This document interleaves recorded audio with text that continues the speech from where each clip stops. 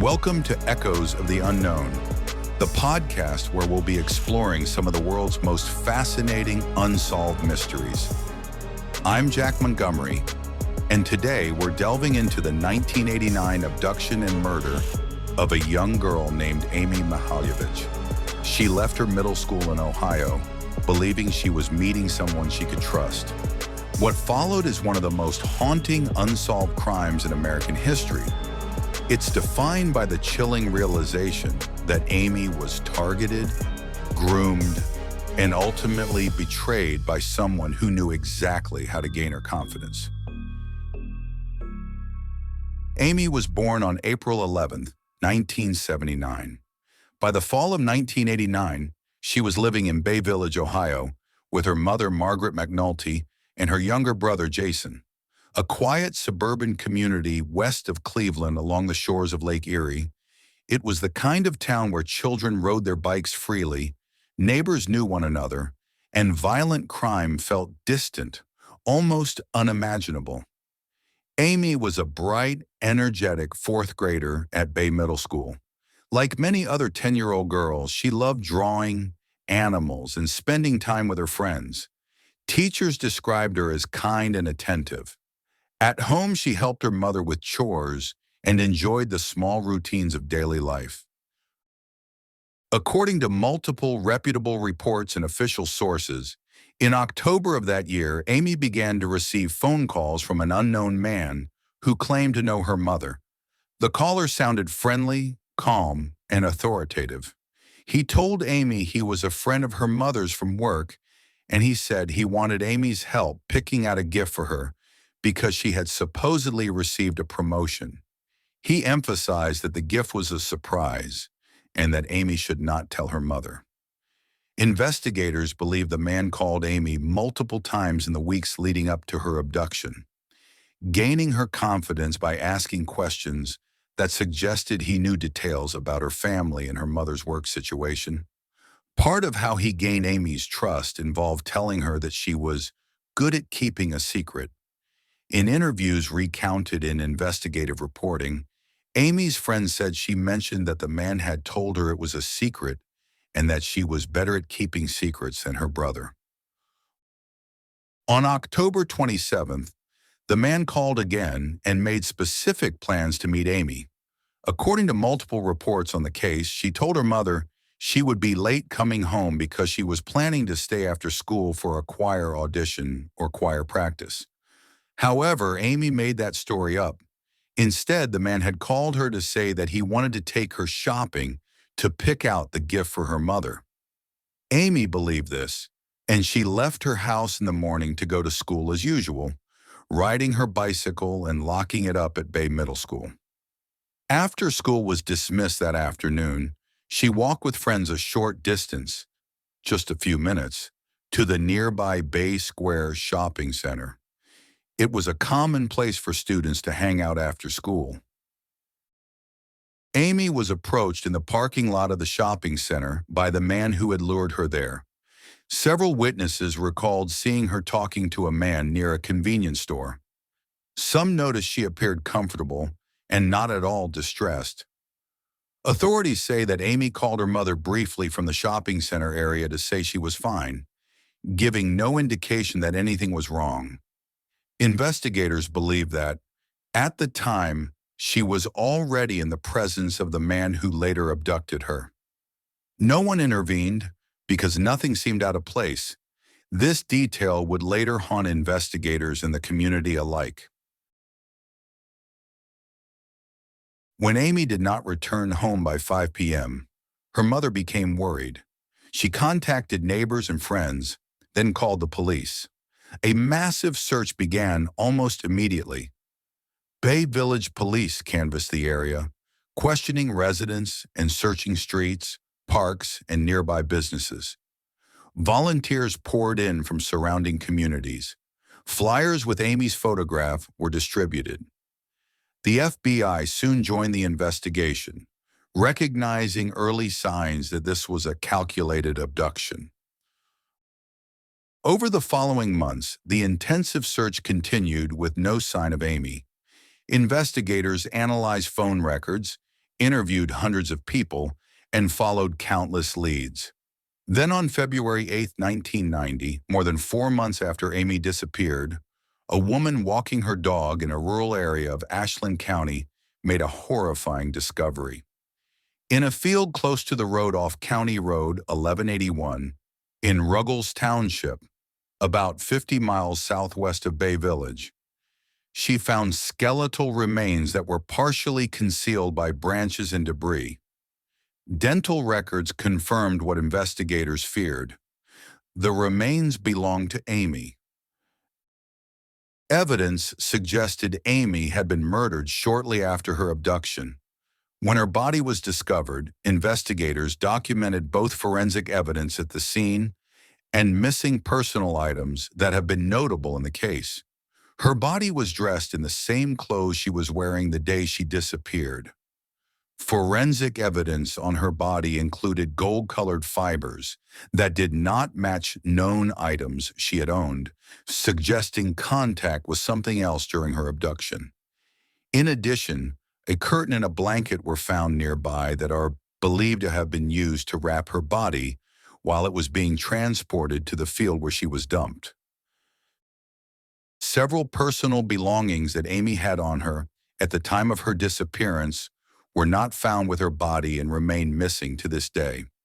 These include turquoise earrings in the shape of horse heads that she was wearing, black ankle boots she had on, a black leather binder with Buick Best in Class written on the front clasp, part of her school materials, and her denim backpack which contained school items.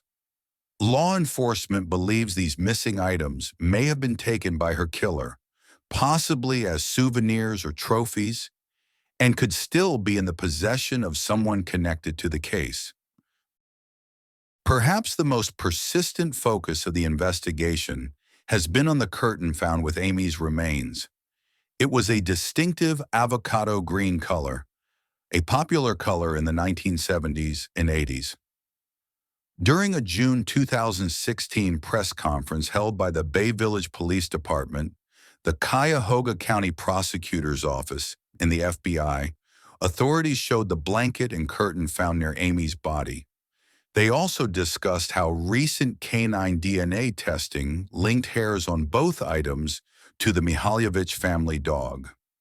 FBI agent Phil Torsney said the blanket and curtain had hairs on them, in particular canine hairs. Although the blanket did not have any special characteristics, the curtain appeared to be unique, homemade and in places crudely made. It was a tab-top style, and authorities say it was likely made by hand, possibly converted from a bedspread or quilt, rather than commercially manufactured. This uniqueness is part of the reason why they publicize photos of the curtain and ask the public for help in identifying it in the hope that someone might recognize it. The likelihood that the curtain was custom-made, or at least altered, suggests that the killer or someone close to him had access to sewing skills or tailoring. Some investigators believe the killer may have chosen the curtain simply because it was available, while others think it may have held personal significance. Either way, its presence points to a private space where the killer felt comfortable enough to retrieve it. This revelation led to renewed public appeals, and investigators asked anyone who recognized the curtain or remembered someone owning similar fabric in the late 1980s to come forward. They emphasized that even small memories could be significant. Early on, law enforcement developed a psychological profile of the suspect. They believed he was a white male, likely in his 20s or 30s at the time of the crime. He was described as being articulate, patient, and methodical. The phone calls suggested someone who was comfortable speaking with children and skilled at manipulation. Investigators believe he likely had experience working with or around kids, or at least enough exposure to understand how to gain their trust. The killer's familiarity with Bay Village and with Margaret's workplace raised questions about whether he lived in the area or had connections there. Investigators examined employees and associates from Margaret's job, but no definitive suspect emerged.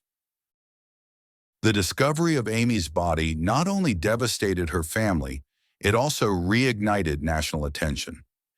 Media coverage intensified and tips flooded in. Investigators now shifted from a missing person case to a homicide investigation, focusing on identifying the man who had lured Amy away. The Bay Village Police and the FBI conducted an extensive investigation into her disappearance and murder, with the case generating thousands of leads.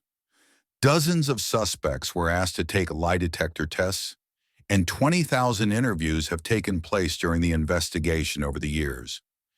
Amy's case was described as involving the most extensive search in Ohio since the 1951 disappearance of another 10-year-old girl named Beverly Potts. In November 2006, investigators revealed that several other young girls had received calls similar to the ones Amy received in the weeks before her abduction. In each instance, the male caller pretended to be someone connected to the girl's parents, and he used the same lure to try to get them to meet him. The girls who received these calls lived in North Olmsted, a suburb near Bay Village. Some of them had unlisted phone numbers, a detail that was considered significant by investigators. Amy and the other girls who received such calls had all visited the local Lake Erie Nature and Science Center, which had a visitor's logbook by the front door. The girls may have signed the book and added personal information, including phone numbers and addresses, and the killer may have seen it there. In late 2013, investigator Phil Torsney returned from retirement to work on the case, to which he had been initially assigned after the murder. He's well known for aiding in the capture of Whitey Bulger, who was a longtime member of the FBI's top 10 most wanted fugitives list. Torsney stated that he believed Amy was transported out of Bay Village after she was kidnapped, as the town is too dense, too close-knit to be a likely place to commit murder. The remote and specific location where her body was found, at the crest of a hill with clear sightlines, suggested to investigators that her killer likely knew the area well and chose it deliberately rather than it being a random dump site. Putting these points together, Torsney believed the killer most likely transported Amy out of Bay Village quickly after the abduction and committed the murder in or near Ashland County, where he was familiar enough with the surroundings to dispose of the body in a secluded spot. In February 2021, on the 31st anniversary of discovering Amy's remains, there was a significant development when authorities announced that a person of interest had emerged in the case. Although he was not formally charged or publicly named by police, public reporting revealed that a woman contacted law enforcement in 2019 with potentially valuable information. William McClellan, then age 64, was implicated by a former girlfriend with whom he was involved at the time of the kidnapping and murder. She alleged that on the afternoon when Amy disappeared, he was uncharacteristically absent from their home, which was located less than 1.5 miles from where she was last seen alive. She said McClellan called her late that evening, inquiring if she had seen news about the abduction. McClellan worked in Bay Village, where Amy's mother was employed, and his niece was in the same grade as Amy, suggesting a possible familiarity with the family or neighborhood. Investigators also noted that he drove a gold Oldsmobile in 1989, matching what some witnesses described, and that the color of its interior was similar to the fibers found on Amy's clothing. McClellan walked into the Bay Village Police Department voluntarily in November 2019, shortly after the 30th anniversary of Amy's disappearance, and was interviewed over 2 days. Investigators described his comments as suspicious because they seemed evasive rather than clear denials or exculpations, and because of other circumstantial links, such as location, vehicle description, matching fibers, and witness identification in a later lineup. During the police interviews, notably one documented by an affidavit in court records, McClellan made several statements that law enforcement described as very suspicious.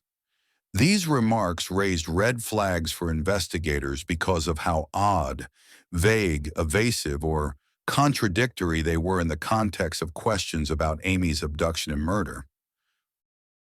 For example, McClellan described 1989 to 1990 as a dark period in his life, which investigators took as an odd, non-specific comment that didn't clarify anything but hinted at personal turmoil during the time frame of Amy's disappearance. When asked if he ever knew Amy's mother, he said he may have met her at a bar, vague and unsubstantiated by other evidence. When asked if he had ever called Amy before her abduction, McClellan responded, "I could have," and that it could have been a wrong number. When asked if Amy was ever in his car, he initially said, "I don't believe so." But when pressed on the possibility, he said, "Okay, but I don't know what the situation would have been." He agreed it was possible his DNA could be on the curtain found near Amy's body, but added, "I did not put it there," and claimed his DNA might have been planted by someone else.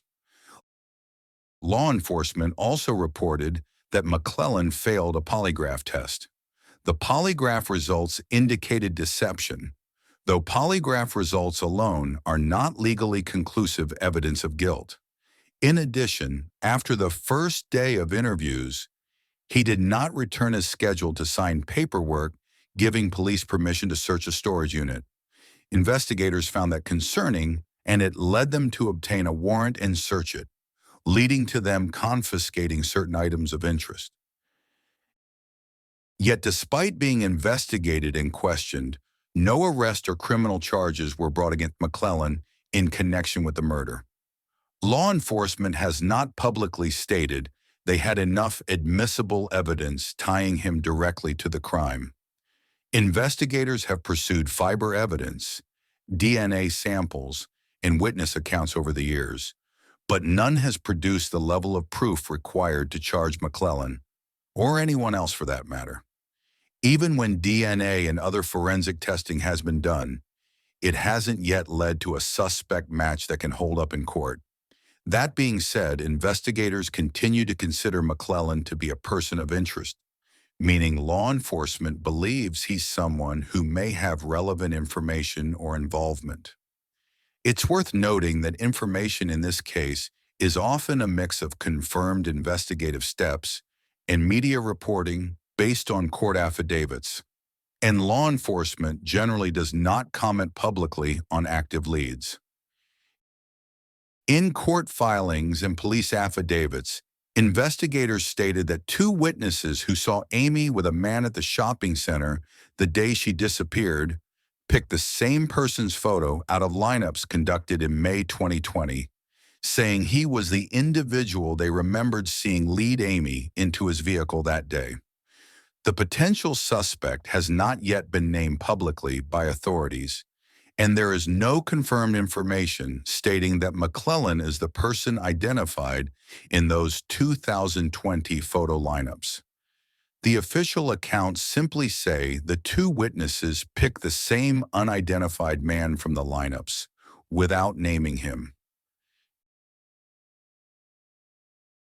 Investigators over the years have also looked into friends and family acquaintances who had knowledge of Amy's routines or access to her household information.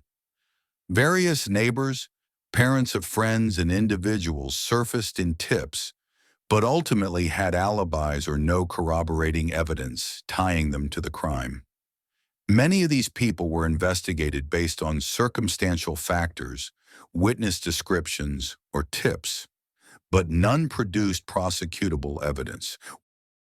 One suspect who drew attention years later was a man named Thomas Dillon, an Ohio serial killer responsible for the murders of 5 men between 1989 and 1992. Dylan lived in the same general region and was active during the time Amy was killed. However, the victims Dylan confessed to killing were adult men, and there was no direct evidence linking him to Amy's murder. Investigators ultimately concluded he was unlikely to be responsible. Another person of interest was a man named John Edward Robinson, a serial killer known for luring victims through deception. However, Robinson was incarcerated in another state at the time and denied any involvement. Despite superficial similarities in method, no conclusive link could be established. Based on witness descriptions and behavioral analysis, the FBI released composite images of what the suspect might have looked like in 1989, as well as age-progressed sketches showing how he might appear decades later. These images depict an unassuming man, someone who could easily blend into a suburban environment. Witness accounts from the shopping plaza described a man of average height and build, neatly dressed with brown or dark blonde hair. He did not stand out. That, investigators believe, may have been intentional. He looked like someone who belonged there, someone who would not draw attention while talking to a child in broad daylight. A significant part of the investigation has focused on the telephone calls that lured Amy away. Detectives analyzed how the caller spoke, the language he used, and the pacing of the conversations. Experts concluded that the man was highly deliberate. He did not rush Amy, did not threaten her, and did not rely on fear. Instead, he positioned himself as trustworthy and thoughtful, appealing to Amy's sense of responsibility and affection for her mother. This kind of grooming behavior suggested someone who had practiced deception before, possibly in personal or professional settings. Investigators also examined where the calls were placed from. In 1989, call tracing technology was limited, and the caller appeared to understand those limitations. Some calls may have been placed from public phones, making them nearly impossible to track. The timing of the calls, often when Amy's mother was at work, further suggested surveillance and patience. As years passed, law enforcement explored the possibility that the killer had committed other crimes. They compared Amy's case to similar abductions across the Midwest, looking for patterns involving phone calls, grooming, or the use of gifts as bait. While some similarities emerged, none were strong enough to definitively link cases. Behavioral profilers have suggested that the killer may have followed the investigation closely. Crimes like this often involve offenders who revisit the media coverage, either out of anxiety, pride, or a desire to relive the experience. Investigators believe the man likely noticed how narrowly he escaped detection and adjusted his behavior afterward, possibly avoiding further crimes that might attract attention. In Bay Village, the impact of Amy's murder was long-lasting. Parents who once allowed children to roam freely began setting stricter boundaries. Schools introduced new safety programs that emphasized caution with strangers.